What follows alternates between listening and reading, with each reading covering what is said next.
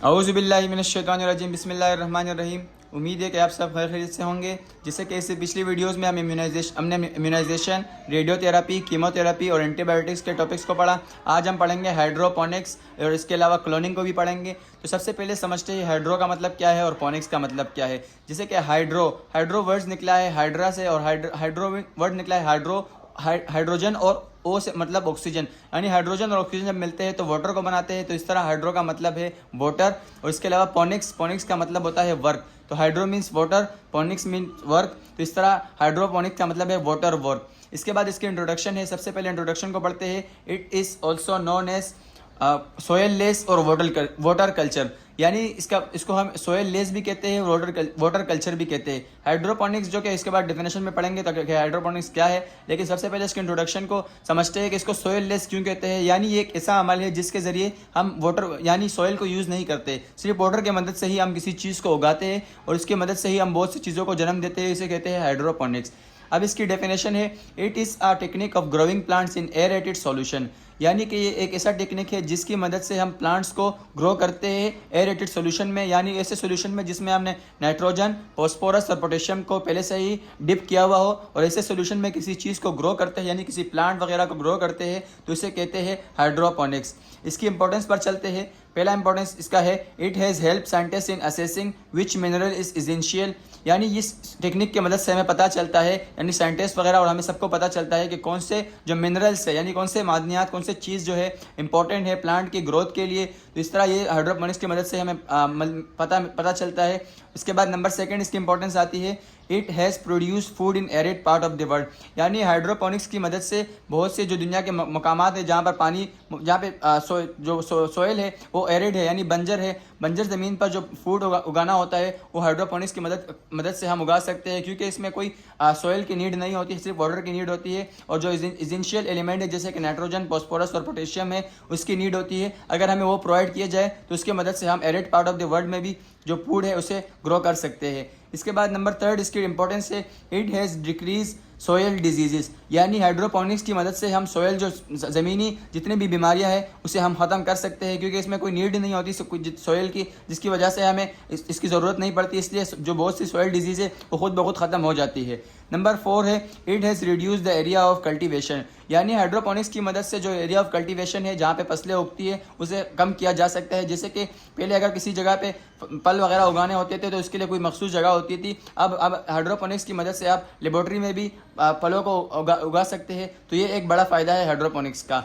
इसके बाद थोड़े एमसीक्यूज़ है, जो कि 2 एमसीक्यूज़ यहाँ पर है, इसको भी आप देख लें। जैसे कि पहला है, डाइजाइगोटिक और non identical twin is not the example of natural cloning, जो कि आने वाला अगला टॉपिक है, उसका एक टॉपिक है, जब आप समझेंगे तो उसको आप समझ लेंगे।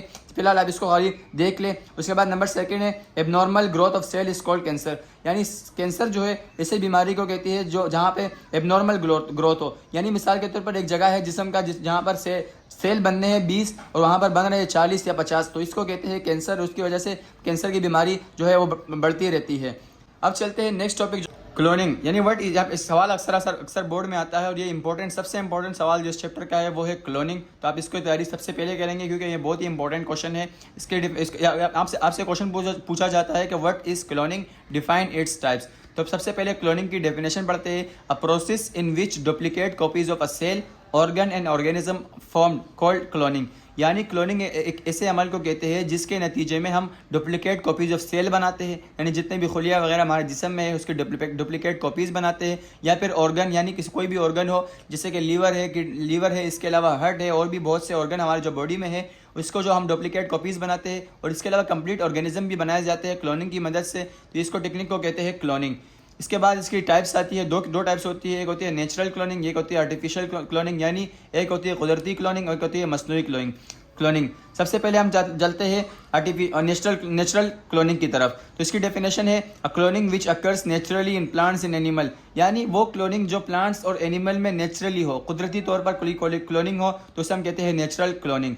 सब इसकी एग्जांपल है आइडेंटिकल ट्विंस, जैसे कि दो बच्चे अक्सर जब एक साथ ही पैदा होते हैं तो उनकी शक्ल, उनके शेप वगैरह, उनकी बातें करने का अंदाज, उसकी आंखें तकरीबन सब सेम होती है, तो इसे कहते, ये भी एक एग्जांपल है नेचुरल क्लोनिंग का। इसके बाद आ जाता है एसेक्सुअल रिप्रोडक्शन, जो कि बहुत से एनिमल में पाया जाता है। एसेक्सुअल रिप्रोडक्शन यानी इसमें कोई खाली कोई ज़रूरत नहीं होता कोई कि मेल और फीमेल दोनों हो, यानी एक ही मेल से या एक ही फीमेल से ही बच्चे जो पैदा होते हैं, ये भी एक एग्जांपल है नेचुरल क्लोनिंग का।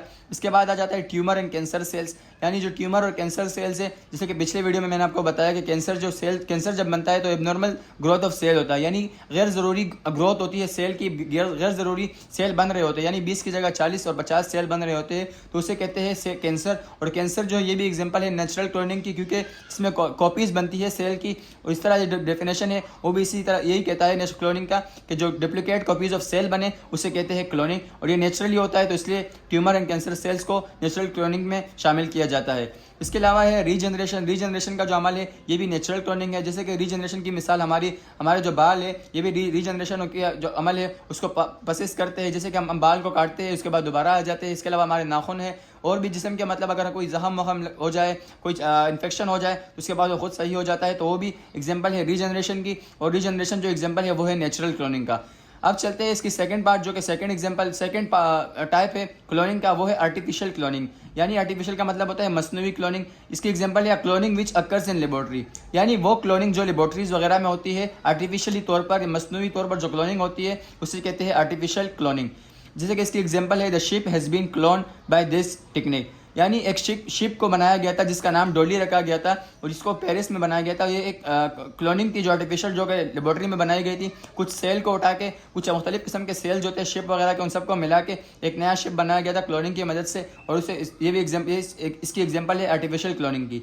इसके बाद सेकंड वन इसकी एग्जांपल है many fruits and vegetables have been clone, यानी बहुत से जो फ्रूट्स वगैरह है या वेजिटेबल्स है जो कि आर्टिफिशियल क्लोनिंग की मदद से क्लोन किए जाते हैं। और उसके बाद है many drugs like growth hormones and insulin have been made, यानी बहुत से ड्रग्स जैसे कि ग्रोथ हार्मोन यानी बढ़ने जो इंसानी कद को बढ़ाती है, इस तरह के हार्मोन भी बनाए गए हैं इससे, ये भी आर्टिफिशियल क्लोनिंग की मदद से। और इसके अलावा इंसुलिन जो कि शुगर के मरीज़ को, जो डायबिटीज़ का मरीज़ होता है, उसको इंसर्ट किया जाता है, ये भी आर्टिफिशियल क्लोनिंग की मदद से बनाया गया है। इस तरह ये था आर्टिफिशियल क्लोनिंग की एक एग्जाम्पल, चंद एग्जाम्पल थी। और ये था टॉपिक आखिरी क्लोनिंग, जो कि इस चैप्टर का आखिरी टॉपिक था। उम्मीद है कि आपको पहला चैप्टर मुकम्मल समझ आ गया होगा। और उसके बाद हम चलेंगे इंशाल्लाह सेकंड चैप्टर के ऊपर, थर्ड चैप्टर के ऊपर, बाकी सारे चैप्टर भी करेंगे।